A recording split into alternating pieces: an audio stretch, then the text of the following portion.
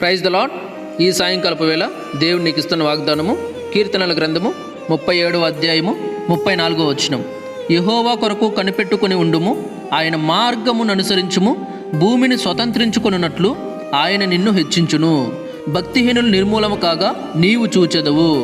ఇక్కడ దావీదు గారు చెప్తున్నా ఏంటంటే, యెహోవా కొరకు కనిపెట్టుకొనుండుము, ఆయన మార్గమును నీవు అనుసరించుము, భూమిని నువ్వు స్వతంత్రించుకున్నట్లు ఆయన నిన్ను హెచ్చించును. అంటే భూమినే స్వతంత్రించుకునేటట్లుగా ఆయన నిన్ను మంచి గొప్ప స్థితిలో పెడతాడు, హెచ్చిస్తాడు అని చెప్పేసి చెప్తున్నాను అనమాట. అదే కాదు, భక్తిహీనులు నిర్మూలము కాగా నీవు చూచెదవు అని కూడా చెప్తున్నాను అనమాట. భక్తిహీనులు అంటే దుర్మార్గులు, అంటే దుర్మార్గులు నాశనం అయ్యేది కూడా నువ్వు చూస్తావు అని కూడా దేవుడు ఇక్కడ చెప్తున్నాడు అనమాట.